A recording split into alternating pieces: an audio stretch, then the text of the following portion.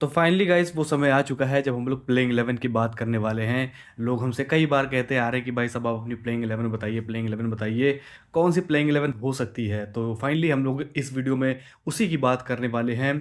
हालांकि मैं आपको थोड़ा दूसरी तरह से समझाने वाला हूँ, बहुत ही इंटरेस्टिंग वे से आपको समझाने वाला हूँ। तो कृपया करके पूरी वीडियो ज़रूर देखिएगा। 20 से अगर आप जाएंगे, आउट ऑफ कॉन्टेक्स्ट कोई चीज़ लेंगे, फिर उसके बाद आप मुझे कहते हैं कि भाई आपने ये कैसे बोल दिया, तो वो मुझे अच्छा नहीं लगता है। प्लीज़ पूरी वीडियो देखिएगा। अगर आपको उसमें कोई गलती दिखाई देती है, उसके बाद आप पॉइंट आउट कर सकते हैं, लेकिन ये बीच वाला काम मत करिएगा प्लीज़। तो जैसा कि हमें पता है कि भाई चेन्नई सुपर किंग्स की जो ओपनिंग रहती है, वो हर बारी मतलब जब भी हम लोग टाइटल जीतते हैं, या फिर जो हम लोग पास्ट भी ले लें, जैसे कि 2023 ले लीजिए, 2021 ले लीजिए, या फिर उससे पहले जब हम लोग 2018 में जीते थे, जब भी हम लोग जीते हैं, 2010-11 जब भी जीते हैं, हम लोग की जो ओपनिंग रही है वो एक कह सकते हैं स्ट्रॉन्ग पॉइंट रहा है, या फिर एक कह सकते हैं जो हमारा टॉप ऑर्डर रहा है, या फिर बैटिंग ऑर्डर ही हमारा स्ट्रॉन्ग रहा है। उसी के ऊपर हम लोग रिलाई करके जो है चैंपियनशिप्स जीतते हैं। चेन्नई सुपर किंग्स ऐसी टीम नहीं है जो कि बॉलर्स के दम पे मतलब कोई टूर्नामेंट जीते, ये हमने देखा है कई सालों में। और इस साल भी कुछ उसी टेम्पलेट को ऐसा लगता है चेन्नई सुपर किंग्स फॉलो करने वाली है। क्यों? क्योंकि अगर आप टीम का बैलेंस देखेंगे या पूरी टीम देख रहे हैं, तो इसमें आप देखेंगे कि भाई बैटिंग जो हमारी है वो काफ़ी अच्छी है, लेकिन जो बॉलिंग है वो थोड़ी कमज़ोर आपको दिखाई देगी। और अब तो एक बहुत बड़ा झटका भी हमें लग चुका है, जो कि हमारे मेन डेथ बॉलर है नेथन एलिस, वो इंजरी के कारण बाहर हो गए हैं। और जो उनकी रिप्लेसमेंट है, उस पर आप सवाल उठा सकते हैं, बहुत सारा क्वेश्चन आप मैनेजमेंट को कर सकते हैं। उसकी बात मैं आज नहीं करने वाला हूँ, लेकिन आप ये मान के चलिए कि जो हमारा मेन डेथ बॉलर था वो अब जा चुका है, जिसकी वजह से जो बॉलिंग कमज़ोर थी वो और कमज़ोर हो गई है। तो ये एक हिसाब से सीएसके का टेम्पलेट ये हो गया कि भाई बैटिंग आपकी हैवी है, लेकिन जो बॉलिंग है वो थोड़ा डगमगाई हुई सी है। तो चलिए यही टेम्पलेट को इस बार भी चेन्नई सुपर किंग्स ऐसा लगता है फॉलो करने वाली है। और कौन से प्लेयर्स इस पूरे टेम्पलेट में फिट हो सकते हैं, तो चलिए बिना किसी देरी के हम लोग सीधा प्लेइंग 11 की तरफ बढ़ लेते हैं, फालतू में टाइम वेस्ट नहीं करते हैं। आज सुबह ही ऋतुराज गायकवाड़ ने एक ऐसा बॉम्ब फोड़ा, मतलब ऐसा इस समय चेन्नई सुपर किंग्स करते आ रही है कि भाई हम लोग आपको चैन से जीने नहीं देंगे। एक तो रिप्लेसमेंट ऐसे अनाउंस करी, एलिस इंजर्ड हो गए, प्लेयर्स इतने लेट में आ रहे हैं, फिर ऊपर से ये जो बॉम्ब फोड़ दिया। इसके बाद मेरे मन में मिक्स्ड इमोशंस आ गए, क्योंकि भाई अगर ऋतुराज गायकवाड़ और संजू सैमसन ओपन करने वाले हैं, तो आयुष मात्रे का क्या? ये बहुत बड़ा सवाल है, बहुत बड़ा सवाल है, क्योंकि आयुष मात्रे जिस तरीके के खिलाड़ी हैं, उनको इग्नोर करना काफ़ी मुश्किल है। आईपीएल में उसकी 34 के एवरेज है, 190 का स्ट्राइक रेट है पिछले साल, और 250 के आसपास उसने रन्स बनाए हैं। वहीं पे अगर हम लोग डोमेस्टिक टी20 की बात करें, तो 56 की एवरेज है और 175 के आसपास का स्ट्राइक रेट है। तो इसको कैसे आप निगलेक्ट कर सकते हो? ये एक बहुत बड़ा सवाल निकल के आ गया है, क्योंकि अगर आप ऊपर से देखें तो संजू और ऋतु तो हो गए, लेकिन 3 पे कौन? क्या आयुष मात्रे, क्या मैथ्यू शॉर्ट, क्या सरफराज खान, क्या उर्विल पटेल? ये सवाल आ रहा है, क्योंकि शॉट को देखो इसलिए लोग कंसिडर कर रहे हैं क्योंकि भाई उनके साथ ऑफ स्पिन है। और अगर आप राजस्थान रॉयल्स का स्क्वाड देखेंगे, तो भाई उनके टीम में लेफ्ट हैंडर्स बहुत हैं, तो मतलब इसका इस्तेमाल करना चाहती होगी चेन्नई सुपर किंग्स, इसीलिए लोगों के मन में शॉट का नाम निकल के आ रहा है। सरफराज खान क्योंकि डोमेस्टिक में इतना शानदार रन बना के आ रहे हैं, इतनी तेज़ वो खेलते हैं, रिसेंट फॉर्म भी उनका काफ़ी अच्छा था। उर्विल पटेल एक्सप्लोसिव हैं, इस वजह से ये सारे ऑप्शंस कंसिडर किए जा रहे हैं सभी फैंस के द्वारा। लेकिन अगर आप इन सबको मिलाओगे, तो आपको पता है कौन खिलाड़ी मिलेगा? वो है आयुष मात्रे। ऑफ स्पिन आप उनसे ले लीजिए, रीसेंट फॉर्म आप टी20 वर्ल्ड कप का फाइनल देख लीजिए, वहाँ पे भी उन्होंने 50 लगाई थी। उसके बाद लोकल टूर्नामेंट हुआ था गुवाहाटी में, वहाँ पे शानदार फॉर्म में थे, बैट बॉल दोनों के साथ। तो जैसा कि मैंने आपको बताया, शॉट की तरह वो स्पिन भी कर सकते हैं, या फिर उससे थोड़ा कम सरफराज की तरह उनकी फॉर्म भी है, और उर्विल की तरह एक्सप्लोसिव भी है। क्यों? क्योंकि भाई उर्विल की स्ट्राइक रेट अगर आप देखेंगे आईपीएल में, तो अभी तक उन्होंने सिर्फ 68 रन बनाए, 3 मैचेस खेले हैं, 200 के ऊपर उनका स्ट्राइक रेट है। लेकिन मात्रे ने 250 रन बनाए हैं, वो भी 190 के आसपास का स्ट्राइक रेट है उनका। तो एक्सप्लोसिवनेस तो भाई इनके भी अंदर है। वहीं पे अगर डोमेस्टिक टी20 की आप बात करें, तो वहाँ पे उर्विल का 180 के आसपास का स्ट्राइक रेट है, और आयुष मात्रे का 175 के आसपास का स्ट्राइक रेट है। तो कहाँ इतना फर्क है? तो जैसे कि मैंने आपको बताया, अगर इन तीनों खिलाड़ियों को आप मिलाओगे, तो आयुष मात्रे आपको दिखाई देंगे, जिसकी वजह से मुझे लगता है कि भाई आयुष मात्रे को ही मौका देना चाहिए। तो टॉप 3 आप देख रहे होंगे, संजू सैमसन, ऋतुराज गायकवाड़, आयुष मात्रे।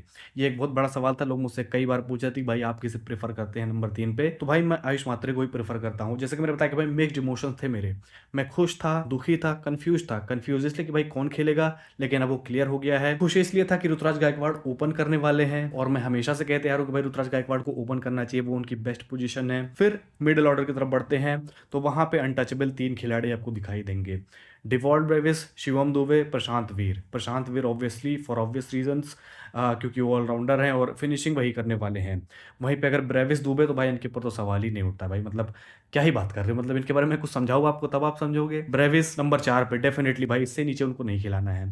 दुबे को आप थोड़ा इस्तेमाल कर सकते हैं ऊपर नीचे, अगर आपकी मर्जी हो, अगर कोई सिचुएशन डिमांड कर रही हो तब आप कर सकते हैं, क्योंकि दुबे ने वो जो एक चीज़ जो उनके अंदर कमी थी वो ऊपर नीचे खेलने की, वो उन्होंने डेवलप कर लिया। हमने टी20 वर्ल्ड कप में देखा है कई बारी, क्योंकि वो नीचे आकर भी मतलब वो फिनिशिंग भी कर सकते हैं, जो कि एक बहुत बड़ा प्लस पॉइंट अब दुबे के अंदर है। तो ये 3 प्लेयर्स आपके फिक्स हैं। फिर उसके बाद एम एस धोनी। अब जो सबसे बड़ा सवाल निकल के आता है कि क्या आप इस बैटिंग लाइनअप को और लंबा करेंगे, सरफराज खान, उर्विल पटेल, कार्तिक शर्मा, इन जैसे प्लेयर्स को डाल के बीच में, या फिर अब आप सीधा ऑलराउंडर्स की तरफ बढ़ जाएंगे? ये एक बहुत बड़ा सवाल है। अभी देखें तो 7 बैटिंग ऑप्शंस आपको दिखाई दे रहे होंगे, जिसमें 6 तो ताबड़तोड़ हैं। थोड़ा आप शक कर सकते हैं एम एस धोनी के ऊपर, लेकिन 6 तो आपको ताबड़तोड़ दिखाई दे रहे हैं। इसीलिए मैं कहूंगा कि भाई अगर इतने बैट्समैन जो कि ताबड़तोड़ है, अगर आपको मैच नहीं जिता पा रहे हैं, अगर आपको लग रहा है कि भाई अभी भी बैटिंग शॉर्ट है, तब आप एक प्लेयर डाल सकते हैं, जो कि मेरे हिसाब से काफी बैड लुक है, क्योंकि अगर ये सारे बैट्समैन नहीं जिता पा रहे हैं तो एक्स्ट्रा जो बैट्समैन आएगा वो क्या ही कर लेगा, ये सबसे बड़ा सवाल है, जिसकी वजह से मैं अब इससे नीचे ऑलराउंडर्स खिलाना शुरू करूंगा,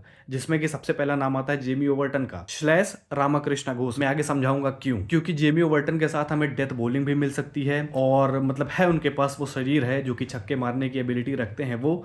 हालांकि हमने इतना आईपीएल में देखा नहीं है, और जो हमारे पास ऑप्शन है उसके हिसाब से अगर हम लोग चले तो जेमी ओवर्टन का खेलना बनता है। और साथ में मैंने घोष का नाम डाला है, वो मैं समझाऊंगा आगे क्यों। फिर उसके बाद नूर अहमद, मतलब अनटचेबल खिलाड़ी है भाई नूर अहमद की, तो भाई मैं क्या ही बात करूं। उसके बाद अंशुल कंबोज। जी हाँ, अंशुल कंबोज को मैं इंपैक्ट प्लेयर में इसलिए नहीं रख रहा हूं क्योंकि वो खलील से बेटर बैटिंग कर लेते हैं। जी हाँ, खलील से वो बेटर बैटिंग कर लेते हैं, जिसकी वजह से मैं अंशुल कंबोज को बाहर नहीं रखना चाहूंगा। और इस समय अंशुल कंबोज की बात करें तो ऐसा लग रहा है कि भाई जो डेथ में किसी प्लेयर का साथ निभाने वाले हैं, जो डेथ में बॉलिंग करने वाले हैं, जो डेथ में हमें और थोड़ा लग्जरी प्रोवाइड कर सकते हैं, वो अंशुल कंबोज इस समय दिखाई दे रहे हैं। वो लगातार प्रैक्टिस भी कर रहे हैं उसकी, और हमने पिछले साल भी देखा कि भाई वो कर सकते हैं, सभी फेजेस में लगभग बॉलिंग कर सकते हैं। हालांकि अभी थोड़े नए हैं इसीलिए लोगों के अंदर शक बैठा हुआ है, लेकिन कल उन्होंने प्रैक्टिस करी, जैसे कि मैंने आपको लाइव में बताया था कि भाई यॉर्कर्स वो काफी शानदार तरीके से डाल रहे थे लगातार, और सबसे बेस्ट बॉलर थे कल की प्रैक्टिस के, तो जिसकी वजह से मुझे लगता है कि भाई अंशुल कंबोज का प्लेइंग 11 में रहना काफी इंपॉर्टेंट है। फिर मैट हेनरी जो आज आए हैं, सेवियर हमारे कह सकते हैं, चेन्नई सुपर किंग्स के सेवियर मैट हेनरी, क्योंकि भाई उनके ऊपर अब डिपेंडेंट हो गई है बॉलिंग। वो 2 ओवर डेथ में करेंगे, 2 ओवर शुरुआत में करेंगे। जी हाँ, पहले ऊपर से वो मतलब काम करेंगे, फिर नीचे से। और उनके साथ एक और एडवांटेज है कि भाई डेथ में उन्होंने काफी इंप्रूव किया है पिछले 1-2 सालों से, और लगातार वो जो टी20 वर्ल्ड कप में गेम्स खेले हैं वो सिर्फ चेपॉक स्टेडियम में ही खेले हैं, जो कि हमारे लिए बहुत बड़ा प्लस पॉइंट है। और हेनरी तो पहले भी हिस्सा रह चुके हैं, उन्हें डायमेंशंस का भी थोड़ा बहुत आइडिया कि भाई किस तरफ लंबा है बाउंड्री, किस तरफ छोटा है, किस तरफ आप स्लोअर बॉल्स इस्तेमाल कर सकते हैं, हार्ड लेंथ कहाँ पे आप डाल सकते हैं। तो उनको मतलब पिच का भी आइडिया है, डायमेंशंस का भी आइडिया है, और एक्सपीरियंस भी अब मिल गया है रिसेंटली चेपॉक स्टेडियम में खेल कर टी20 वर्ल्ड कप में। तो ये हमारे लिए कह सकते हैं मेन गड़ी इस बार बॉलिंग में रहने वाले हैं, जो कि है मैट हेनरी। अब बारी आती है इंपैक्ट प्लेयर की। जी हाँ, बारी अब आ गई है इंपैक्ट प्लेयर की। भाई आप किसे रखना चाहेंगे, तो आंख मूंद के आप खलील अहमद का नाम इसमें ले सकते हैं, क्योंकि भाई वो हमारे लिए one of the best bowler थे पिछले साल।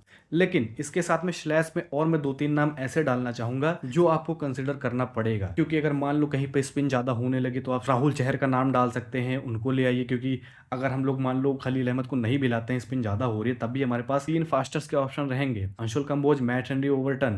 तो हम लोग राहुल चहर का इस्तेमाल कर सकते हैं स्पिन कंडीशंस में कभी अगर ऐसा जरूरत पड़ा तो। एक स्लैश में कार्तिक शर्मा के साथ रखना चाहूंगे, सरफराज खान, जो भी बैट्समैन आपके बचे होंगे, उर्विल पटेल, सरफराज खान, जिसको भी आपको खिलाना हो, कि अगर मान लो बैटिंग में कोलैप्स हो जाए कभी, तब हम इनको उतार सकते हैं मैदान में, क्योंकि तब भी हमारे पास पर्याप्त बॉलिंग ऑप्शंस रहेंगे, लेकिन वो एट नहीं होगा। ये मैं कोलैप्स के सिचुएशन की बात कर रहा हूँ कि भाई मान लो कोलैप्स हो गया, आपको एक और बैटिंग की जरूरत है, तब आप इन जैसे प्लेयर्स को इंपैक्ट प्लेयर में ला सकते हैं। तो ये कुछ प्लेइंग 11 आपको दिखाई दे रही होगी, या फिर मैं कहूँ प्लेइंग 12। फिर एक चीज जो मैंने आपको नहीं समझाई वो था कि भाई मैं घोष को क्यों मतलब स्लैश में डाल रहा हूँ ओवर्टन के। वो इस वजह से कि मान लो चेन्नई सुपर किंग्स का दिमाग घूमे, वो कहे कि भाई अब हमें मैथ्यू शॉर्ट को खिलाना है, तो एक ओवरसीज का जो स्पॉट है वो भर जाएगा, जिसकी वजह से ओवर्टन नहीं खेल पाएंगे। जब ओवर्टन नहीं खेल पाएंगे तो उसका काम करने के लिए रामकृष्ण घोष रहेंगे। ये सिंपल सी एक्सप्लेनेशन है।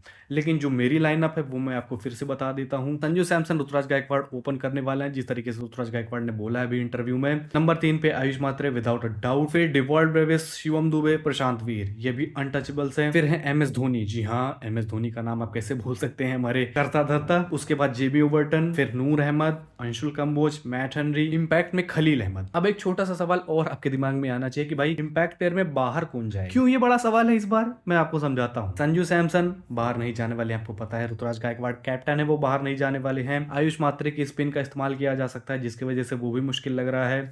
डिवॉल्ट ब्रेविस की फील्डिंग का इस्तेमाल किया जा सकता है।